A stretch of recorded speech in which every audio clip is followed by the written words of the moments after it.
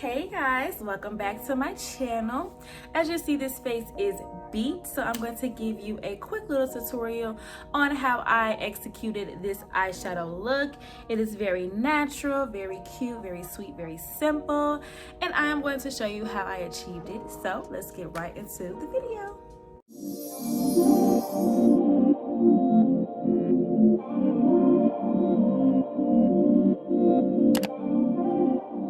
Okay, so as you can see, it is a very natural look, but it's also giving the girls what it's supposed to give the girls, okay?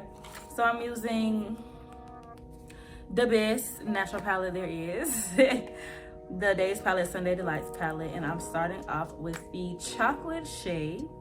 Of course, I need to prime my lids first, so I'm going in with my LA Girl Pro Conceal in the shade Fawn, applying it on my entire eyelid, and then I'm just going to blend it out with a brush. And this is very important because it allows kind of like a full coverage base for the color to go on so that it's not slipping inside and across your lid. It allows it to stick better because your lid is naturally oily. So applying a somewhat primer will allow the color to show up better and stay on longer. Okay, so as mentioned before, I'm going in with my chocolate shade and I'm applying it right above my crease, but I'm kind of taking it up higher because this is pretty much, it's not necessarily my transition color, but it's like my overall first color. So I'm applying it to pretty much my entire lid, but I'm starting at the area right above my crease and then just kind of moving towards my brow bone. And I'm making sure I'm moving it in circular motions so that it is blending well. Sorry, I be focused, y'all. So make sure you are blending out, even with one shade. Blending doesn't necessarily have to be blending two shades together. It's blending out one shade so that it's not such a harsh line. So I want to make sure I'm blending it really good into that brow bone so that is a seamless fade. Now I'm going in with my syrup shade and I'm going to apply it right where I started. The first shade, the chocolate shade, I'm going to start it right there to put it right where that crease is going to be cut. And this is going to make the crease more dramatic. I always like to put darker colors right above the crease because then the crease is more defined because you have that dark shade right behind it. So I'm putting it right in this little crease area, and of course I'm blending it upward using circular motions.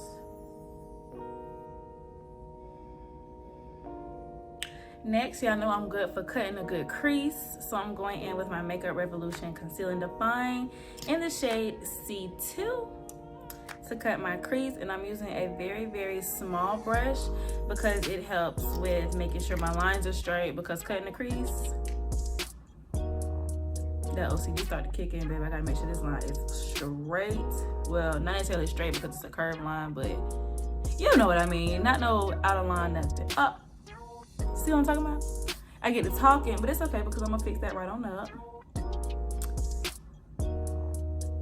And just connect the dots. They actually low-key kind of help. Let me find out I just found out a new method. Okay, because that low-key just kind of helped me connect them lines for this crease. But yes, this is definitely one of my favorite techniques that I've learned. Cutting creases definitely adds that wow factor to eyeshadow because it allows you to add more colors, because you can never cut too many creases. I could cut here, add a little shade, and then cut somewhere else, add some more shades of color. You know, it gives the girls range. And for this one, I'm specifically kind of taking it up just because I want this to take up the entire eyelid area that I have left. I don't want to have to blend down anything. So now I'm just going through and just kind of patting it to make sure that it is set really good on my eyelid so I can go ahead and start adding the color on top.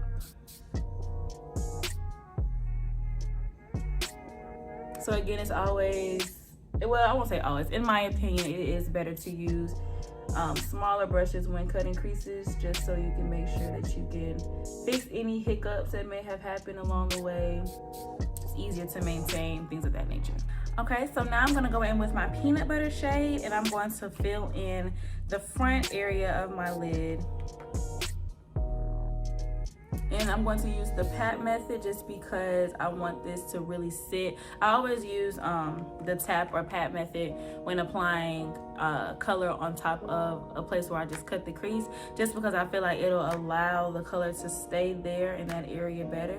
So I'm not really doing the circular motion like I did when I was applying it to above the crease and up to my brow bone. I am patting or tapping this shade onto this area, just for better coverage. I feel like it's a little easier. And it allows me to really make sure that you are able to see the pigment in this shade.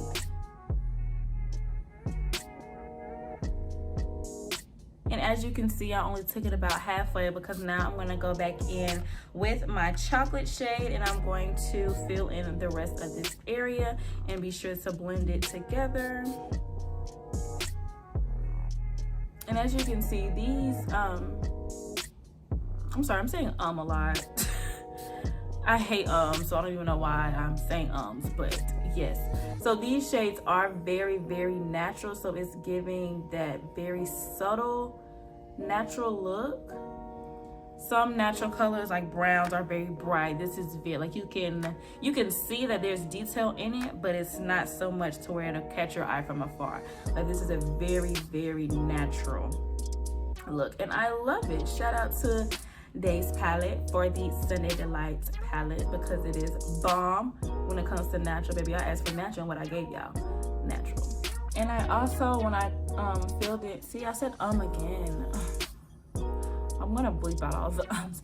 Okay, but no, seriously, I left a little bit of white space from the actual Makeup Revolution concealer just because to add a little bit more like dimension. I didn't want to put white eyeliner because that would have made the look more vibrant, and I didn't want that because this is a natural eyeshadow look.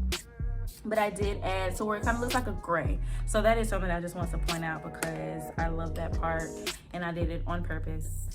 I just want to point it out. So now I'm going in with the NYX Cosmetics Matte Liquid Liner. It is black. And I'm doing my eyeliner. Y'all know I love a good wing liner. So I like to start in the back. I need to order some more because clearly this is low because y'all ain't nothing come out that time. Girl.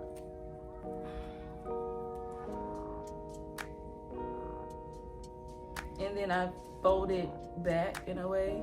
If it'll show up. See, we're not doing this today.